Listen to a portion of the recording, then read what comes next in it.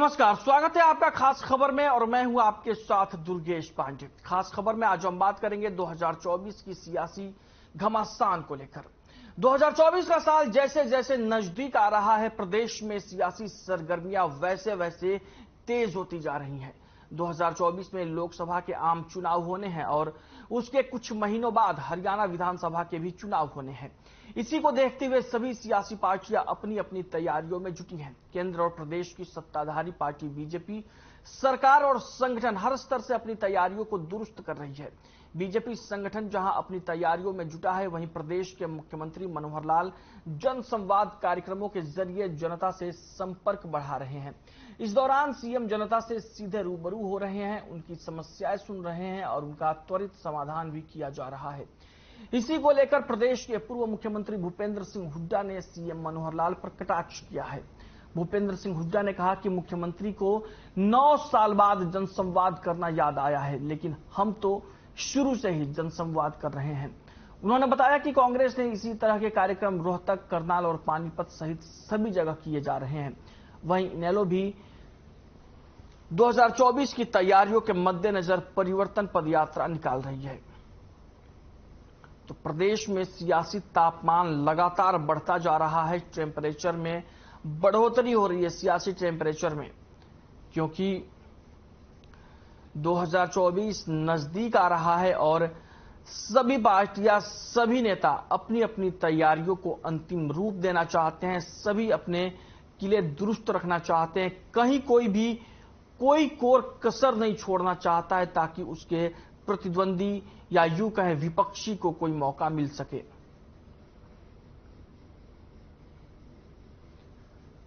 लगातार प्रदेश की सभी पार्टियां चुनावी तैयारी में जुटी हुई हैं। प्रदेश की सत्ताधारी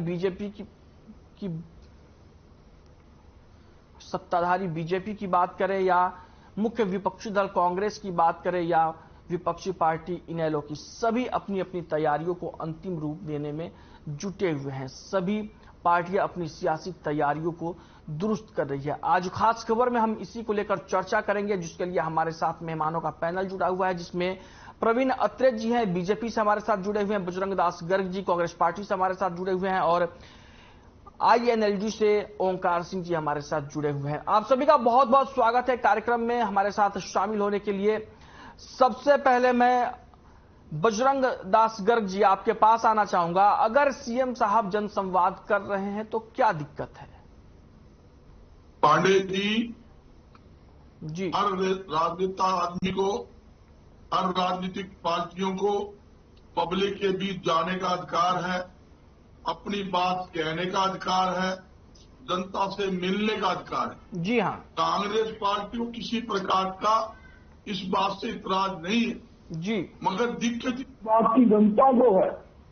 जिस व्यक्ति ने 9 साल तक जनता से दूर रहा हो, एक सीएम विंडो खेलता रहा हो, कहा मुझसे मिलने की जरूरत नहीं, आप जो भी काम है, कोई भी शिकायत है, कोई भी समस्या है, सीएम विंडो में डाले और हमारी सरकार की टीम उसको हल करेगी।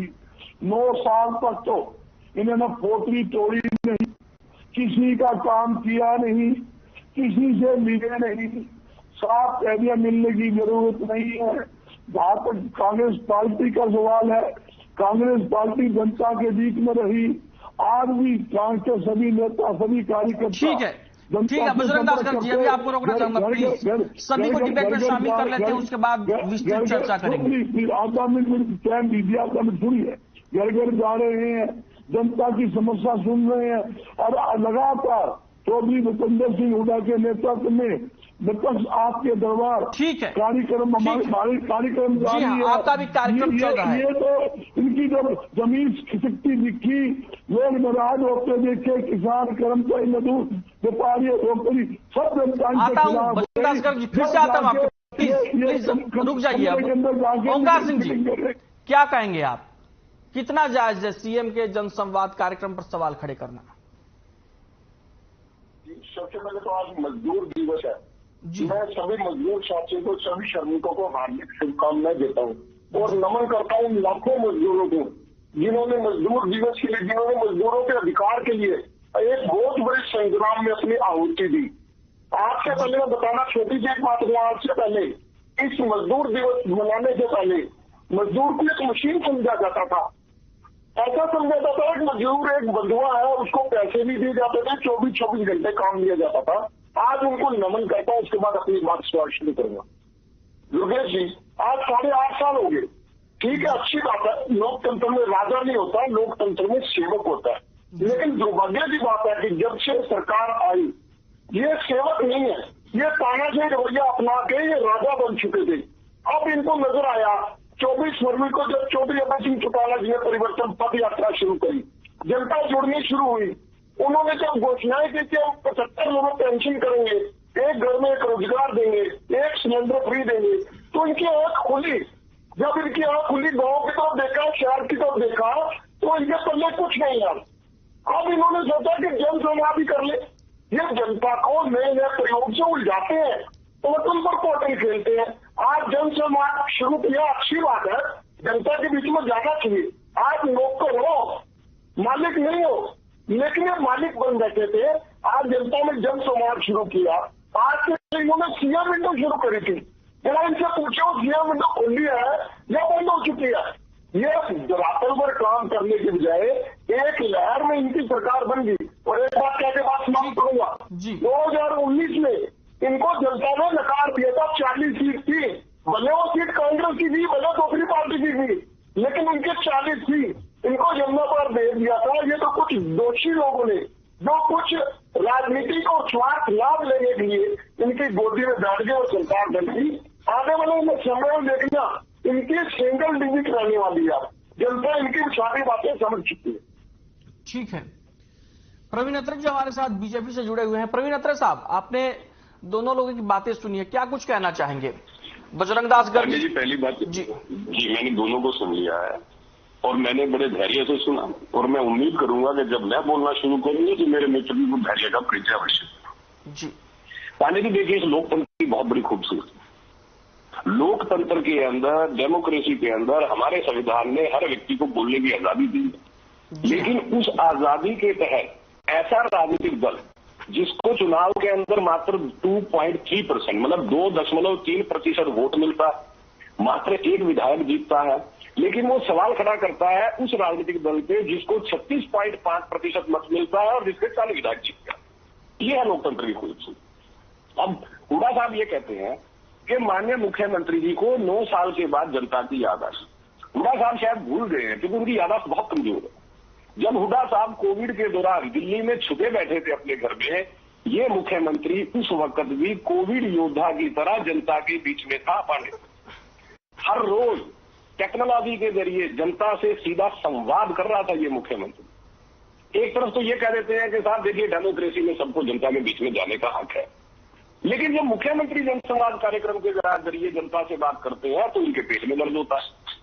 अब सवाल ये है कि जब आप जानते हैं कि डेमोक्रेसी में सबको जनता के बीच में जाके अपनी बात रखने का हक है, तो मुख्यमंत्री के जनसंवाद कार्यक्रम से इनके पेट में दर्द क्यों? थोड़ा सीधा सा है, कोई बहुत गहरा अर्थमेटिक नहीं है। दर्द इसलिए है क्योंकि ये लोग जमीन पे जनता के बीच में जाके मनमानी करते हैं और जनता इनको मत देने को तैयार नहीं है। और जैसे मुख्यमंत्री जी ने अपने जनसंवाद प्रोग्राम शुरू किए, इन लोगों को एक बात समझ में आ गई कि आप लोग 2024 के चुनाव में साफ हो। चुनावी राजनीति में जिस व्यक्ति को ये हरा नहीं सकते, उसके लिए अनगल आरोप लगाते हैं। कभी कहते हैं साहब 9 साल के बाद याद आ गई है, साहब आपने तो सीएम विंडो शुरू की थी। समझने वाली बात यह है कि इनको सीएम विंडो से तकलीफ क्यों है? क्योंकि लगातार हरियाणा में इस तरह की राजनीति होती थी। विशेष तौर पे ये विपक्षी दल क्या करते थे, प्रदेश के युवा को बरगलाते थे, नौकरी के नाम पे, रोजगार के नाम पे युवा नेताओं के पीछे चक्कर लगाता रहता था। आमजन अपनी समस्याओं के लिए नेता के दरवाजे पे खड़ा रहता था। मुख्यमंत्री ने सीएम विंडो जैसी एक ऐसी योजना लेके आए कि किसी आम आदमी को किसी नेता के दरवाजे पे जाके ना खड़ा होना, वो अपनी समस्याएं सीधा मुख्यमंत्री तक पहुंचा सके और वहां से उन समस्याओं का निवारण। 12.5 लाख से ज्यादा शिकायतें सीएम विंडो पे आई है, इनका निवारण हुआ है। पांडे जी, पहले क्या होता था, उन्हीं शिकायतों के लिए नेताओं के पीछे चक्कर काटने पड़ते, युवाओं को झांसा देके रखा जाता था। आज इस मुख्यमंत्री ने एक ऐसी व्यवस्था बना दी, बिना पर्ची बिना खर्ची योग्यता के अनुसार युवाओं को नौकरी देने शुरू की, तो विपक्षियों के पेट में दर्द। पहले किसान अपनी फसल को एमएसपी पे बेचने के लिए इंतजार करता रहता था। जब इस मुख्यमंत्री ने मेरी फसल मेरा ब्यूरो नामक पोर्टल लाके किसान की खेती को जोखिम फ्री किया, तो किसके पेट में दर्द हुआ? विपक्ष के पेट में दर्द। जब किस मुख्यमंत्री ने डीबीटी के जरिए हर जो जितनी योजनाएं थी सरकार की, उसका लाभ सीधा व्यक्ति के खाते में पहुंचे, ये सुनिश्चित किया, तो किसके पेट में दर्द हुआ पांडे जी? विपक्ष के पेट में दर्द हुआ। अब हमें समझना पड़ेगा कि विपक्ष के पेट में हर ऐसी योजना जो पारदर्शिता लेके आती है, उसकी वजह से पेट में दर्द क्यों होता? क्यों विपक्ष साहब आता हूं, बड़ा सीधा सा मतलब है। योजनाओं का अनुचित लाभ अपने चहेते व्यक्तियों को देने वाले लोग नहीं चाहते थे समाज प्रदेश के गरीब शोषित वंचित वर्ग अत्रे साहब आता हूं आपके पास, फिर से आता हूं प्लीज। बजरंग दास गर्ग जी, क्या दिक्कत है? पांडे जी, मैंने पहले भी कहा, दिक्कत कांग्रेस पार्टी को नहीं, दिक्कत भारतीय जनता पार्टी को है, जिनके पैर के नीचे जमीन नहीं, लोग इनको दुत्कार तोड़ते हैं। आज हरियाणा का कोई ऐसा एक वर्ग बताए इनसे संतुष्ट हो। इन किसान सड़कों पर, खिलाड़ी सड़कों पर, पटवारी सड़कों पर, आंगनबाड़ी की महिला सड़कों पर, छात्र सड़कों पर, व्यापारी सड़कों पर, इन्होंने सभी को लाइन में लगाकर सड़कों पर बिठाने का काम किया। इनके राज के अंदर हर वर्ग के साथ जाती हुई है। किसी को भी किसी के हित में 9 साल में एक भी काम इन लोगों ने नहीं किया। इसीलिए ये सटपटा रहे हैं।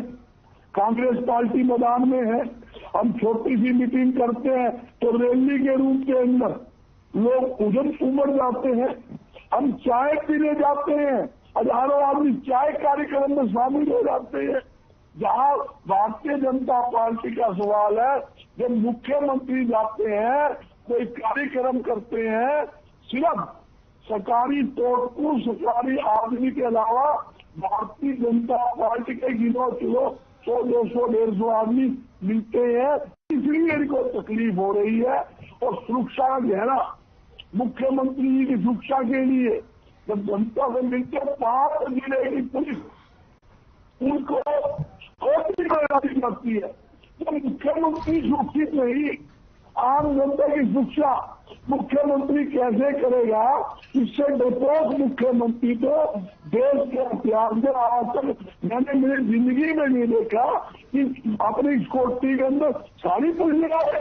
जहां मुख्यमंत्री कार्यक्रम त्याग कर लेना, मुताबिक थाने चौकी के अंदर वहां पुलिस कर्मचारी नहीं पाएंगे, उससे क्या बात है? तो 3 दिन मुख्यमंत्री कार्यक्रम है, मजबूरी है भाई। कोई काले झंडे ना दिखा दे, कोई जूता ना पहन दे, कोई ऐसा ना कह दे, इसलिए हमने सारी सिक्योरिटियां वहां लगा देते हैं। ठीक है बजरंग दास गर्ग जी, आता हूँ आपके पास, फिर से आता हूँ सर। कोई चुनी नहीं जा सकता, कोई काला रुमाल बजरंग दास जी, आता हूँ गर्ग साहब, आता हूँ आपके पास, फिर से आता हूँ प्लीज।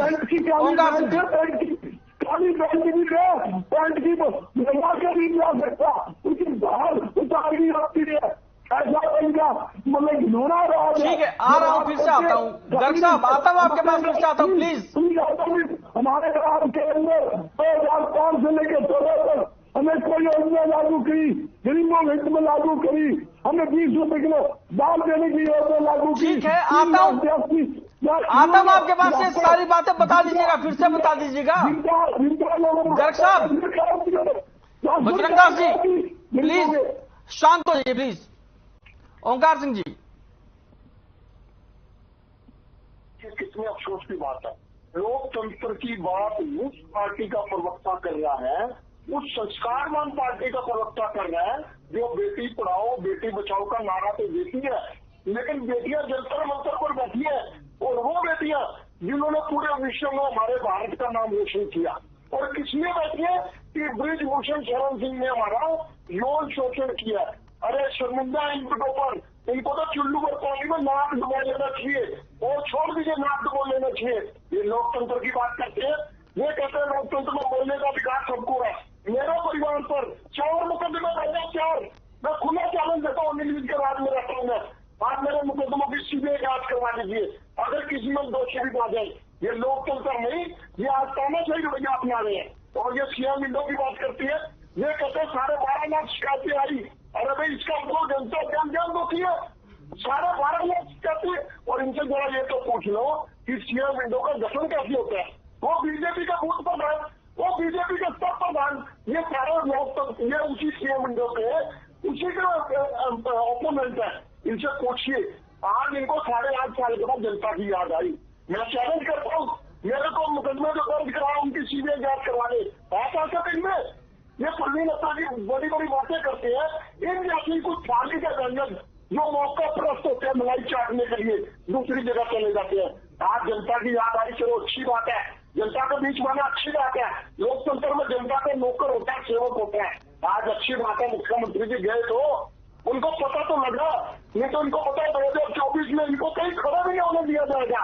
ये वही मुख्यमंत्री हैं जिनका हेलीकॉप्टर नहीं उतरने दिया था किसानों ने। और आज किसान परेशान, सरपंच परेशान, ओपीएस वाले परेशान, मजदूर परेशान, व्यापारी परेशान। इस सरकार से सुखी कौन है?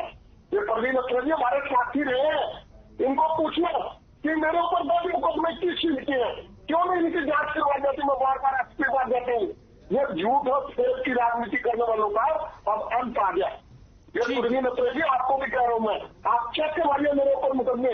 बोलिए मुख्यमंत्री को किस चीज का मुकदमा दर्ज हुआ हमारे ऊपर, ये बताइए। लोकतंत्र में बोलने का अधिकार है तो बोलता हूँ मैं, क्या 10 और मुकदमे दर्ज कर देना। ओमकार सिंह जी आता हूँ फिर से आपके पास, प्लीज अत्रे साहब जवाब दीजिए।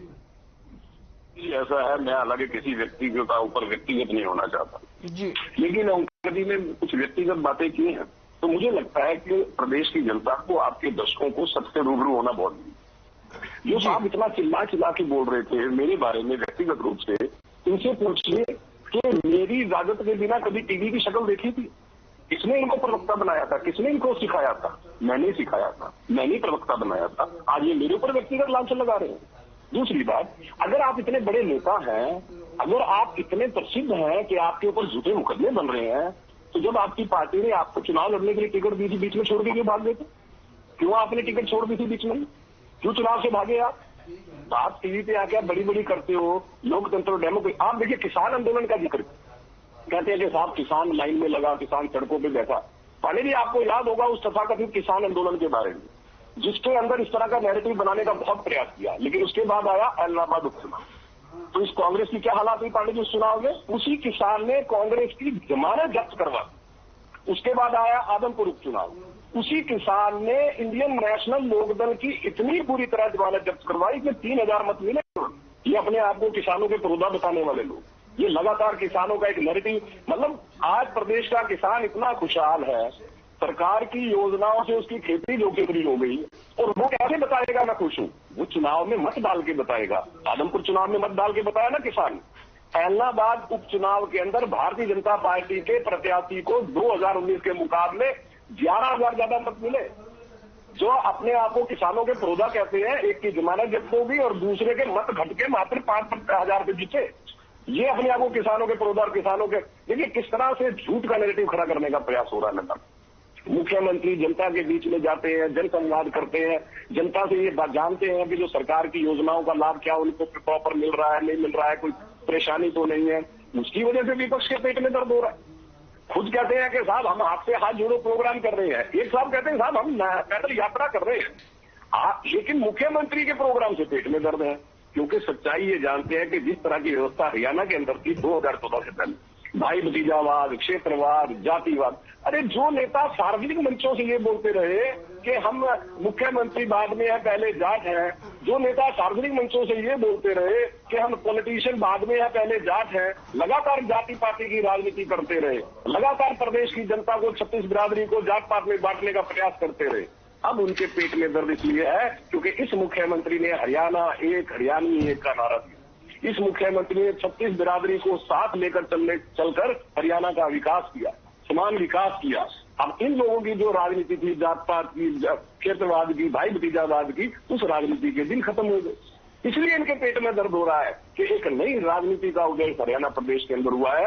आज हरियाणा वासी अपने आप को सुरक्षित महसूस करता है। एक ऐसा समय था पांडे जी, जेल से जो गैंगस्टर है वो ऑपरेट करते थे, तक जेल से बैठ के गैंगस्टर ऑपरेट ठीक करते है, आता हूं। राजनीतिक अत्रे साहब रोकना चाहूंगा, प्लीज आपको रोकना चाहूंगा। बजरंग दास गर्ग जी बोलिए। पांडे जी, इन्होंने चुनाव का जिक्र किया, मैं बताना चाहता हूँ, 1 मिनट में अपनी बात कंप्लीट कर दीजिएगा प्लीज। सारी सरकारी मशीनरी का दुरुपयोग करते हुए बड़ौदा चुनाव भी हुआ, वहां जनता ने धूल पिटाने का काम किया, साक्षी ने बड़ौदा की बात नहीं की। कल प्रधानमंत्री देश के वो मन की बात कर रहे थे, मन की बात, और ये आज भी जिक्र आया कि लाखों आदमी सवारों में आ दिया, लाखों आदमी के साथ प्रधानमंत्री मन की बात सुनी और जुड़े। और मैं कहना चाहता हूँ प्रधानमंत्री जी को, सारा अंतर्राष्ट्रीय महिला खिलाड़ी जिनके साथ योग शोषण है, उनकी मन की बात भी सुन लो। अपनी बात सुनाने के बजाय, लोगों को गुमराह करने के बजाय, सरकारी मशीनरी का दुरुपयोग करने के बजाय, सरकारी तंत्र का पैसा बर्बाद करने के बजाय उन गरीबों की बात सुन लो, मेरा खिलाड़ी की बात सुन लो, तो समस्या हल करो तो पता लगे। ये लोग सिर्फ ग्राउंड पे नहीं, कमरे की बैठकर राजनीति करते हैं। और दावा कहता हूँ, ठीक है बजरंग दास गर्ग जी, प्लीज आपको रोकना चाहूंगा, माफी के साथ रोकना चाहूंगा, समय की कमी है मेरे पास, समय की कमी है सर। ओंकार सिंह जी 1 मिनट में फाइनल कमेंट दीजिए प्लीज। व्यक्ति दुखी है, बेरोजगारी चरम पर है। इन्होंने जितने भी पेपर किए उनमें से अधिकतर पेपर लीक हो गए। इनसे पूछिए, ये पेपर लीक की कोई रिपोर्ट सार्वजनिक करेंगे? बातें बड़ी बड़ी करते हैं, ये कहते हैं कि मैं ऐसा हूं वैसा हूं। आपकी असलियत जान चुकी है जनता। 2024 में क्या मिलेगा आपको सबको पता है। अभी से आप जनता के बीच में जाने लगे, अच्छी बात है, आप संवाद कीजिए, लेकिन समाज की जनता की समस्या का हल तो कीजिए। हल तो कोई करते नहीं है लोग। ये पोर्टल पर पोर्टल खेल रहे हैं, और पोर्टल चलाकर परिवार पहचान पत्र बनाए इन्होंने। परिवार पहचान पत्र से इन्होंने 10 लाख लोगों की पीले राशन कार्ड काट दिए, उसके बाद 5 लाख लोगों की पेंशन काट दी। अब ये फिर उसको बदल रहे हैं। ये सिर्फ प्रयोग करने वाली सरकार है, अनाड़ियों की सरकार है।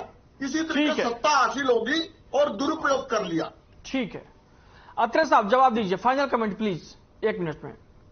हरियाणा में एक बहुत बड़ी समस्या थी, जो सरकार की योजनाओं का लाभ जो है केवल उन लोगों को मिलता था जो सत्ता के नजदीक होते थे या सत्ता के चहेते होते। जो सही पात्र व्यक्ति होता था, जो गरीब शोषित वंचित समाज जो है, उनको योजनाओं का लाभ। मुख्यमंत्री परिवार पहचान पत्र जब लेके आए, उसका उद्देश्य यही था कि पात्र व्यक्ति को योजनाओं का लाभ पहुंचे। नतीजा क्या हुआ पांडे जी? जो बार बार एक बात कह रहे हैं, BPL card 12.5 lakh BPL card एक क्लिक में नए बने हैं परिवार पहचान पत्र की वजह से। और ये वो लोग थे जो योग्य थे, पात्र थे, जो गरीब थे, लेकिन उनके कार्ड नहीं बन रहे थे। बन किन कर रहे थे? जो इनकम टैक्स पेई थे, जिनको सरकारी नौकरी मिल चुकी थी, वो इस योजना का लाभ ले रहे थे। तो हुआ क्या, जैसे ही परिवार पहचान पत्र के अंदर पूरा डाटा इकट्ठा हुआ, 12.5 लाख नए कार्ड बने, और जिसके अंदर से 3 लाख ऐसे लोगों के कार्ड कटे जो इनकम टैक्स पेई थे। 85,000 ऐसे लोगों के कार्ड कटे जिनके परिवार में सरकारी नौकरी मिल चुकी थी। लेकिन विपक्ष के पेट में दर्द होना स्वाभाविक है, क्योंकि विपक्ष चाहता था अपने चेतों को लाभ देना। लेकिन ये मुख्यमंत्री जो है, ये पूरे हरियाणा का मुख्यमंत्री है, किसी क्षेत्र का मुख्यमंत्री नहीं है, किसी जाति का मुख्यमंत्री नहीं है, ये 36 बराबरी का मुख्यमंत्री है, समान विकास की अवधारणा पे काम कर रहा है। इसी तरह से मैंने डीबीटी का जिक्र किया। देखिए, जिस हरियाणा प्रदेश के अंदर 3.25 लाख बुढ़ापा पेंशन ऐसे लोगों के नाम से जाती थी जो लोग दुनिया में नहीं थे, जब डीबीटी लागू हुआ तो इस चीज की जानकारी मिली। हरियाणा प्रदेश का 1100 करोड़ रुपया डीबीटी की वजह से बचना शुरू हुआ। पांडे जी ठीक है, अत्रे साहब प्लीज रोकना चाहूंगा, आपको माफी के साथ रोकना चाहूंगा प्लीज, समय की कमी है मेरे पास। तो खास खबर में आज हम चर्चा कर रहे थे मुख्यमंत्री के जनसंवाद कार्यक्रम को लेकर, जिसको लेकर प्रदेश के पूर्व मुख्यमंत्री और वर्तमान नेता प्रतिपक्ष भूपेंद्र सिंह हुड्डा ने निशाना साधा। उन्होंने कहा कि 9 साल बाद सीएम को जनसंवाद की याद आई, जनता की याद आई। तो खास खबर में आज हम इसी पर चर्चा कर रहे थे, जिसके लिए हमारे साथ जुड़े हुए थे बीजेपी से प्रवीण अत्रे साहब थे, कांग्रेस पार्टी से बजरंग दास गर्ग जी और इनेलो से ओंकार सिंह जी हमारे साथ बने हुए थे। आप सभी का बेहद शुक्रिया, आपने अपना बहुमूल्य समय हमें दिया। तो खास खबर में फिलहाल के लिए इतना ही, मुझे दीजिए इजाजत, नमस्कार।